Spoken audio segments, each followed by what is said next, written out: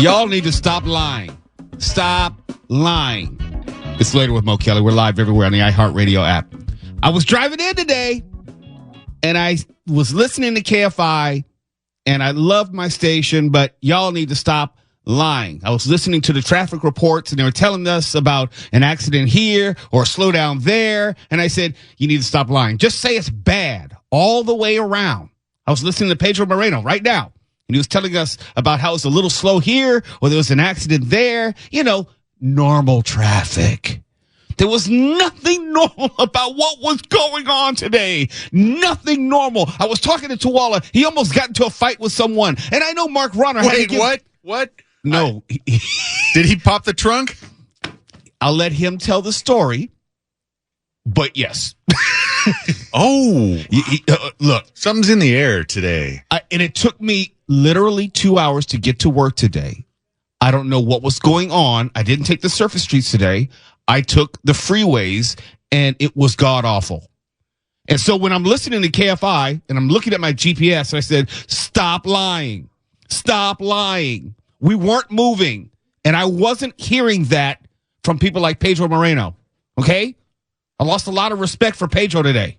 He'll be devastated. Usually I can depend on Pedro, but not tonight, because he told us about 2 or 3 things. He should have said the ish is horrible out there. Save yourself while you can. Get off the freeways, get off the highways, stop driving, just walk the rest of the way. That would have been more honest. Okay, Tuwala, you're in the studio. Yes. And you had an issue yourself. Look, Mo, you can attest that I'm rather brown skinned here.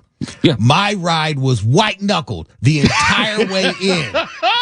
Literally, I almost died. There's an individual that was on the 118 that was literally trying to take people's lives. If you are driving that black Bentley, I'm talking about you zipping in and out. And at one point, he got next to me. I'm like, I said, the other day Mo said, you see someone crazy on the road, just move let him out go the by. way, let him go by. I tried to move over a little bit and say hey, I'm going to move over because he was trying to get in between cars like he's a motorcycle, literally trying to go in between cars like a motorcycle. This is a Bentley. A Bentley.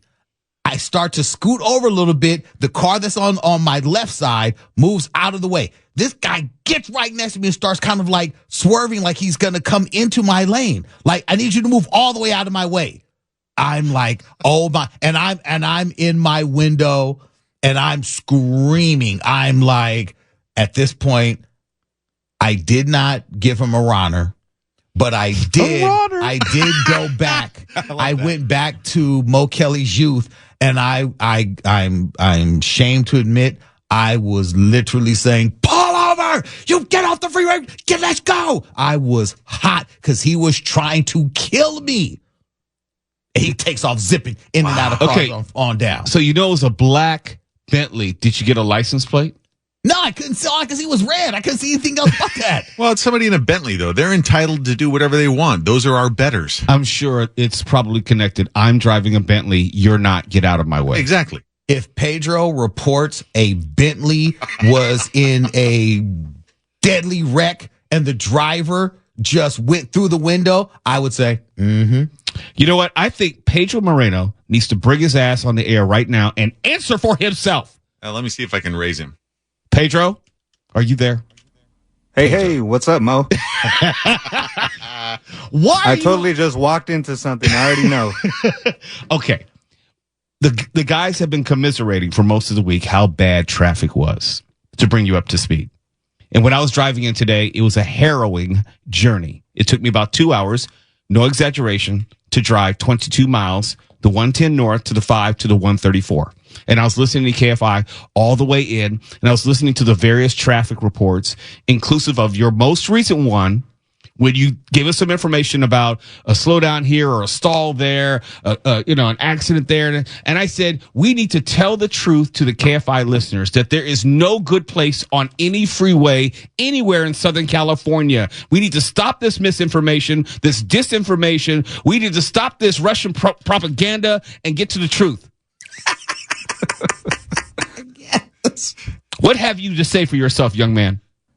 No, I agree. I mean, I mean, depending on where you're at, especially LA County, there is no good place to drive. Period. I mean, you might get away with some areas of like Orange County, maybe the toll roads, but other than that, everywhere's pretty bad in Southern California. Okay, I have postulated that traffic is exceptionally bad this week because we've made the switch over back to standard time. And because of that, people are leaving work earlier, getting on the road, and clogging up the freeways, the highways, and byways. In your professional opinion, don't you agree with me and I'm right? Do you just want to hear that you're right? No. I know I'm right. I just need you to reaffirm that I'm right. I just need you to co-sign that I'm right. No, I've noticed that pattern this week too. I don't know. I mean, because I'm one of those people too. Apparently, I just don't do well driving in the dark. So maybe some people like are the same way, but no, I definitely see like there's been like an uptick with the traffic this week. Maybe just because people haven't gotten used to, less sunlight earlier. But other than that, yeah, anywhere you go, dark, light, it's going to be bad. I just have one request before I let you go, because I know you need to get ready for your next traffic report, which is going to be coming up in like maybe 6 minutes, something like that. Yes, sir. Okay. All I ask is you just forego all the pleasantries, disregard all the specifics, and just say the ish is bad everywhere. Just say that. And I have one more suggestion, Pedro. If you could start a new let's hear it, Mark. A new way of categorizing days as how many fingers you're going to give. Like today's a 3 middle finger traffic day in LA. I think we're trying to get him fired. No. I think listeners would appreciate that because it's transparent and it's truthful and it's news they can use, as the saying goes. Today for me was just a 1 finger day, but for Tuala it was a trunk day. I see you want me to read between the lines there, Mark. Got it. No. He's being very specific. That's pretty on the nose, actually. Pedro, thank you for what you do. Thank you for trying to keep all of us safe. But just go ahead and tell the truth now going forward. Can we agree on that? Hey, sure, man. yeah, sure, man. And we're off for the Friday night. This report brought to you by Caltrans, cleancalifornia.com, and from the Southern California Toyota Dealers Traffic Center. Let's go places. We got a crash on the 101 in Hollywood. That's heading southbound at Melrose Avenue. As Mo would say, ish is bad. A crash there has the left lane blocked, so it's a busy ride from Sunset Boulevard. You're listening to Later with Mo Kelly on demand from KFI AM 640. Shout out to Pedro Moreno. You're one of the family now. Welcome. There is an ongoing debate. It's a legitimate debate regarding law enforcement and the use of drones. Proponents of law enforcement using drone technology will tell you that, hey, it helps protect officers from going into dangerous situations in which they do not have eyes or a clear understanding of the threat which may be directly in front of them.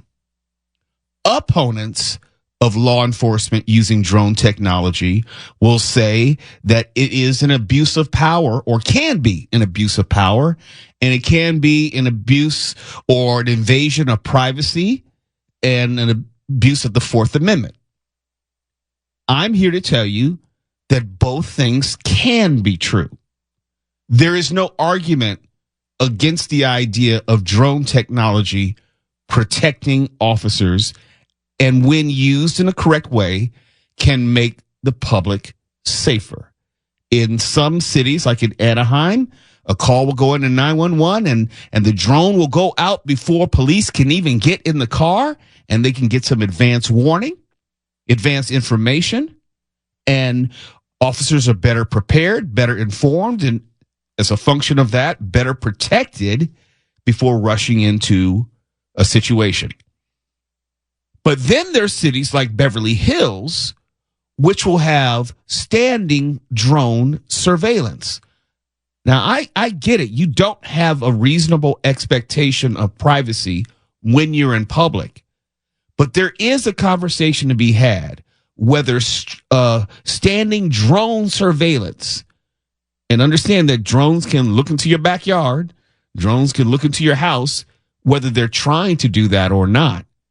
It's a conversation to be had as to where that line is. He's armed, he committed a crime, and he's in a position of advantage. Basically, he won't get out of the car.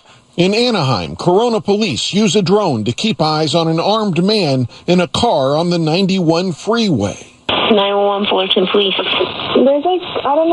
people fighting the back house where I live. In Fullerton, a drone beat officers to this home and gave them a timely warning. Hey, stand by. Male has what looks like a AK-47 in his hand. So I told him to hold off. There was no immediate threat to the other person. And in Fountain Valley, Irvine police had a training exercise that involved sending a drone indoors to look for a barricaded suspect. One of the advantages of drones is it allows us to remain at a safer distance while sending in eyes to be able to figure out the situation. The common thread in all of those scenarios is that the drone use was in response to an emergency situation. I think most people can accept that. I think most people would be in agreement that if it helps protect officers and then by extension protects communities and citizenry, we'd support that. But there's another side to it. But what's going on in Beverly Hills is next level. At the entrance to our cities, we have big signboards that say, "Welcome to Beverly Hills, police drone in use." That's right. In addition to the roughly 2,500 surveillance cameras throughout the city that are monitored here at the police department's real-time watch center, Beverly Hills also employs pilots who fly a drone from the watch center to actively patrol the city 12 hours a day, 7 days a week. 12 hours a day, 7 days a week. If you're in the city of Beverly Hills, it is fair to assume that you are maybe not directly under surveillance, but you're within the net of the surveillance technology. And I know some may say, well, if you're not doing anything illegal, what difference should it make? This is about the principle. Because if you're under surveillance, and it's not just surveilling what is going on, I would assume it's not just surveilling what is going on Rodeo or somewhere like Little Santa Monica or just the business district. I'm quite sure it's probably surveillance of the wider area, including residential. That would concern me whether I'm a resident of Beverly Hills or not. Lieutenant Todd Withers oversees the program. And they can fly it remotely to any call for service, any suspicious activity, and then we can go and check out critical infrastructure as well, maintain security. So whether you're here on Rodeo Drive or somewhere else in Beverly Hills, it's quite possible a police drone could be up above, keeping an eye on you. I always say when I go out in public, I assume that there is a camera either on me or I'm within the view of a camera. I'm within the field of vision of a camera. We've talked about the buses, which will have the front camera, which will ticket you if you happen to be illegally parked in a bus lane. Well, just know that there's video on that camera, which is going to be inclusive of other things more than just the cars which are parked in the bus lane.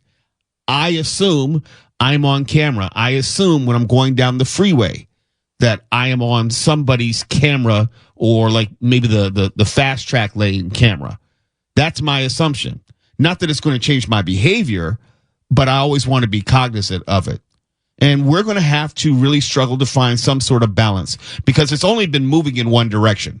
We've only been moving in the direction of more surveillance. And in a post 9/11 world, that shouldn't surprise anyone. We've had extensive debates about the Patriot Act as far as when our freedoms end legally in the United States, what can be done to supposedly, and this is my cynicism coming out, supposedly done to protect us. I don't believe that all of this surveillance is about protection. I believe some of this surveillance is about control, for lack of a better word. But just know that this is the surveillance that we know about, not the surveillance that we don't know about. I didn't know until today that Beverly Hills had standing surveillance via a drone technology, 12 hours a day, 7 days a week. What's it going to be in a year? It's Later with Mo Kelly. KFI AM 640 live everywhere on the iHeartRadio app. You're listening to Later with Mo Kelly on demand from KFI AM 640.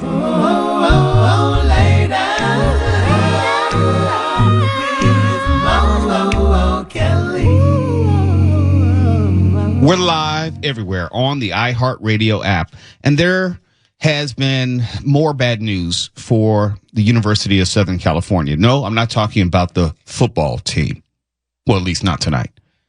But by now, you probably saw the article, which was in the LA Times, highlighting, well, I thought we all kind of knew this, but to see it in print, to see the specifics, to have a high school named in particular, to know that there was this pipeline of undeserving high school students who were funneled into USC largely because their parents were donors to a certain degree, donated enough money. We kind of knew that was going on, but to have it to have it thrown in our faces, I don't know, it makes it seem just a little bit worse.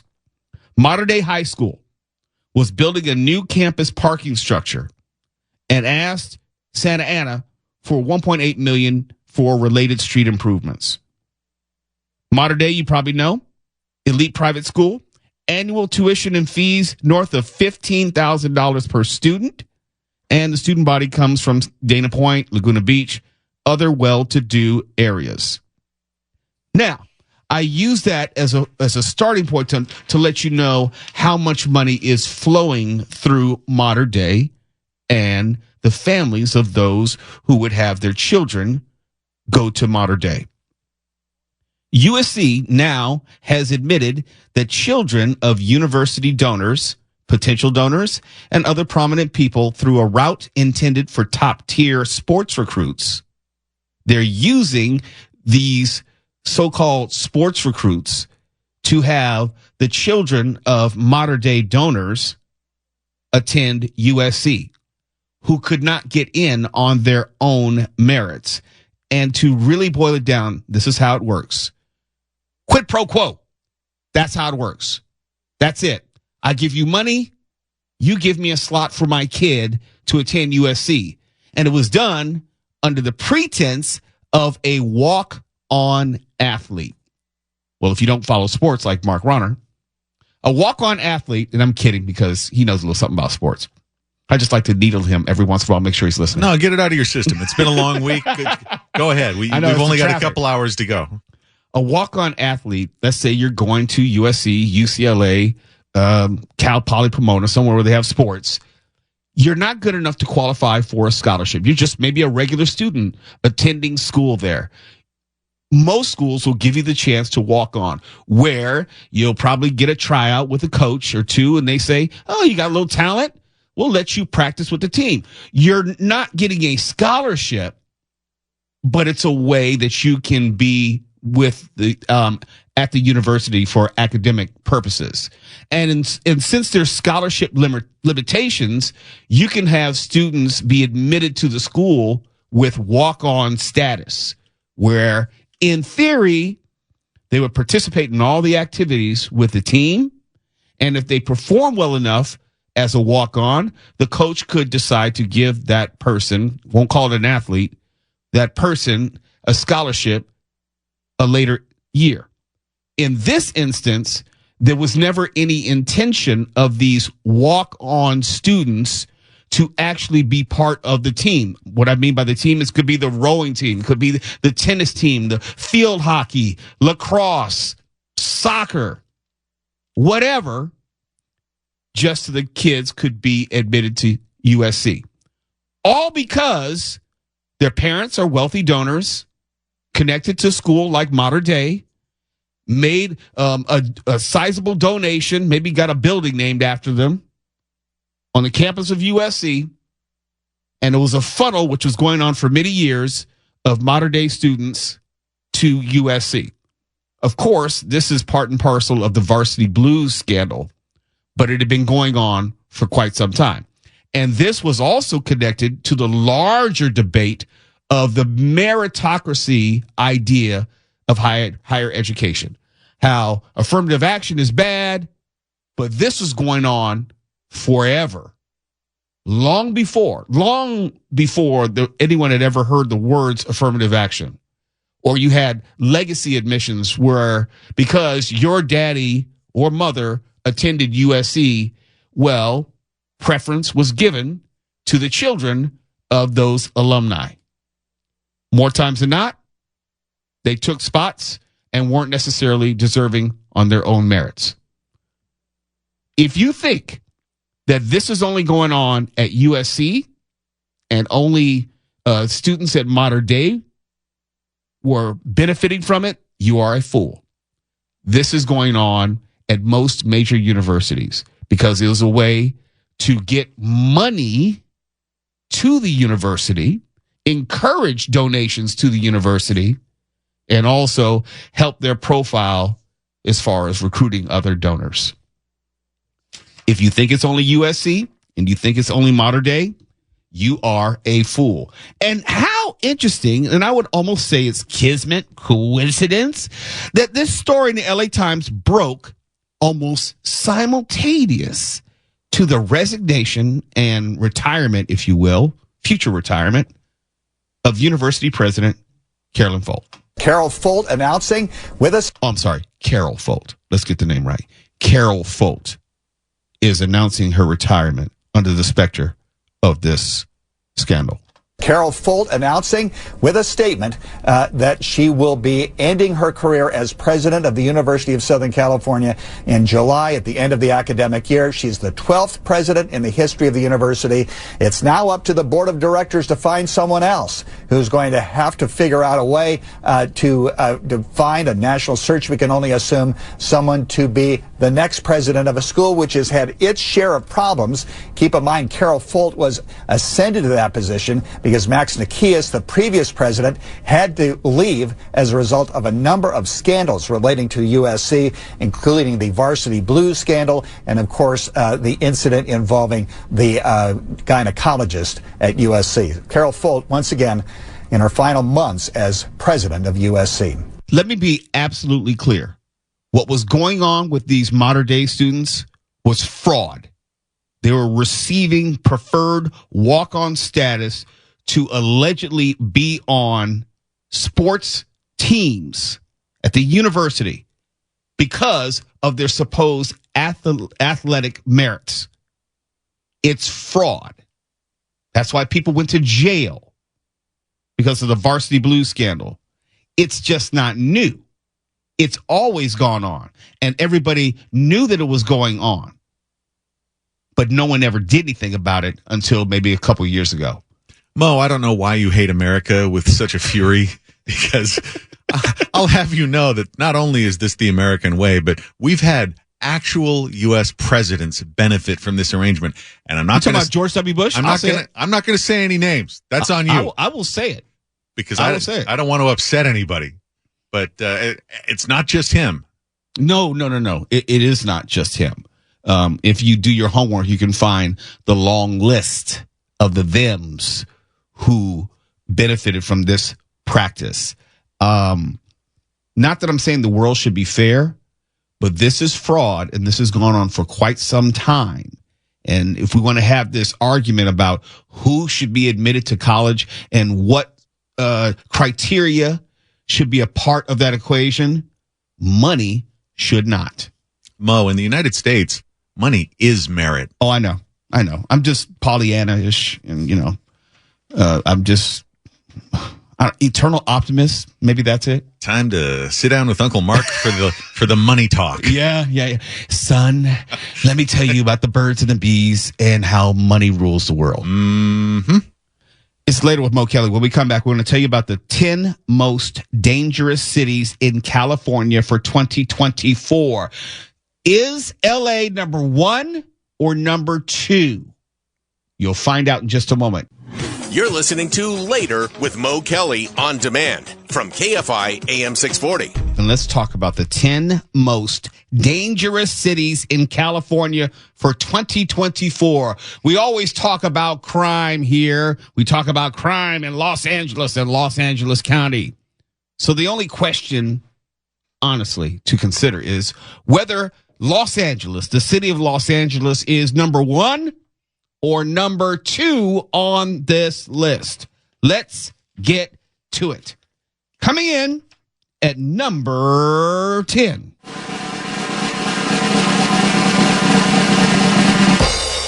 Modesto. And the only reason they have crime in Modesto is because there's nothing else to do. If you've ever been in Modesto, there's nothing else to do. I'm not even sure they have a strip club to, distract men for a few hours each night. The best man at my wedding from Modesto. I know Modesto. There's nothing in Modesto. I'm not even sure that you can find a liquor store in Modesto. Well, that's some deprivation there. It's probably a liquor store, but it's probably a bad one. 32.98 crimes per 1,000 people. Coming in at number 9.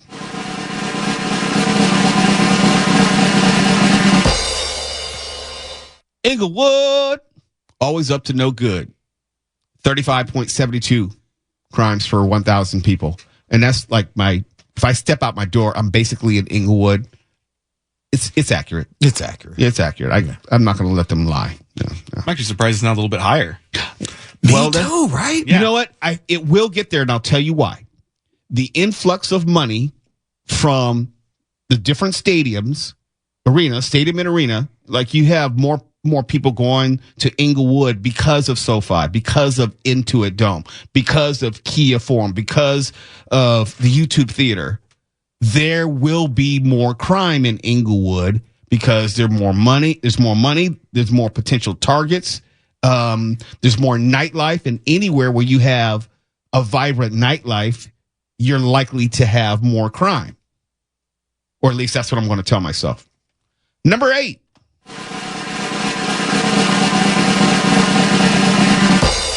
Richmond, California, located in the East Bay. That's probably right. Yeah. 37.33 per 1,000. High number of violent incidents. Safety is a primary concern for many who live there. I'm quite sure it's a primary concern for everyone who lives everywhere. Number 7.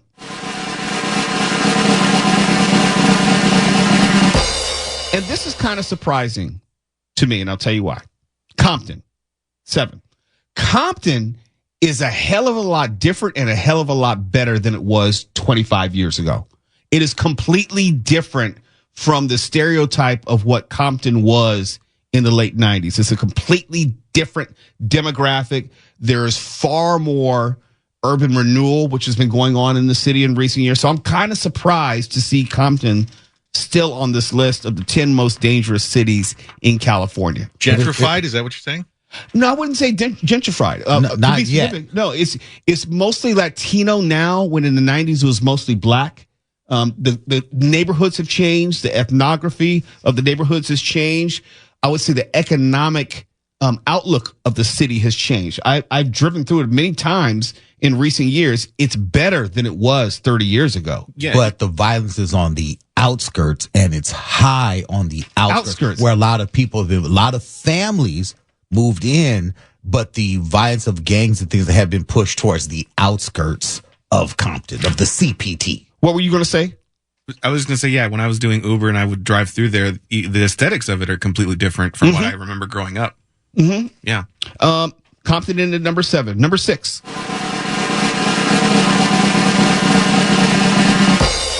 Stockton, out in the Central Valley. I don't know too much about Stockton, and I've probably driven through it, but I don't know. I can't say, oh, yeah, it deserves to be on the list. I've never had any reason to go to Stockton. I've had reason to drive through Stockton, but never stayed there, never did any drugs there, never tried to I don't know, hire a stripper there. So I don't have any point of reference. It's Modesto adjacent. It is. But I think of Modesto as just, sorry, Modesto, just trashy, just, garbage. If we can call Puerto Rico garbage, I can call Modesto garbage. All right. So don't get angry. Get over it. So, imagine Stockton's like Modesto, but with the strip club that you said Modesto. There we go. Yeah. Yes. And the liquor store. Yeah. A decent one. Decent, yes. Yeah, I'm not talking about those liquor stores that don't have the small little bottles at the counter. You got to have the small bottles, like the sample sizes, the hotel size. Yeah, for work. That too. That too, but that's how I judge my liquor stores. It's like, are you serious or not? They need to have that whole wall of liquor behind the cash register, and they need to have the small bottles up on the counter in the way that you go to a grocery store, you pick up some candy bars in the concession line, in the cashier line. You need to have the little bottles. The impulse buys, yeah. Correct. Coming in at number 5.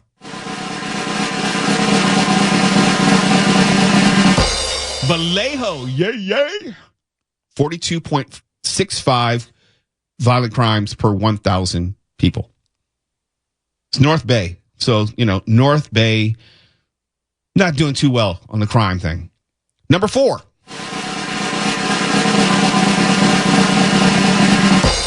San Bernardino, 43.79 per 1,000. We can break 50. Come on. No, we'll get there. It's just, look, we just need to find out where LA is on this list. Coming in at number 3.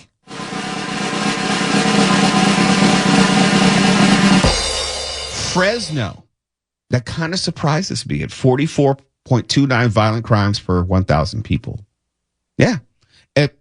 Because Fresno is actually one of California's largest cities, but I don't think of Fresno as urban. I think of it as more rural.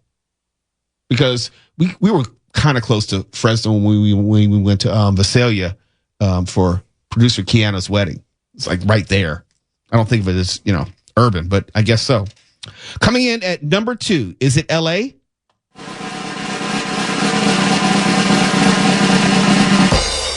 No, it's Bakersfield. Okay, so we drove through Bakersfield. Yes. And you can see that it's pretty crime. It's interesting, and I'm going to make a political statement. For as crime-ridden that Bakersfield is, you never heard anyone try to blame Kevin McCarthy. Don't talk to me about civics. I know that a federal representative has nothing to do with local crime. But people always want to talk about Nancy Pelosi in San Francisco. It's weird because San Francisco's not on this list. But Bakersfield is. 46.55 per 1,000 people. Coming in at number 1. Is it LA? California? I'm not even going to use the trumpets this time. It is Oakland. Oakland is the most dangerous city in California. Where's LA on this list? LA is not on this list. LA is not in the top 10. For all of the crime that is said to be happening in LA? This is quote unquote violent crime. So that's the only caveat. That's the crime I'm worried about. The violent crime. What are we talking about? LA is not on the list of the top 10 most dangerous cities. Wow. Number 1, Oakland. 2, Bakersfield. 3, Fresno. 4, San Bernardino. 5, Vallejo. 6, Stockton. 7, Compton. 8, Richmond. 9, Inglewood. And number 10, Modesto. LA is nowhere to be found. So pound for pound, square mile for square mile, LA is not one of the top violent or most dangerous cities in California for 2024. It's Later with Mo Kelly, KFI AM 640. We're live everywhere on the iHeartRadio app. Remember when you used to have a radio to listen to KFI? KFI. And KOST HD2. Los Angeles, Orange County. Live.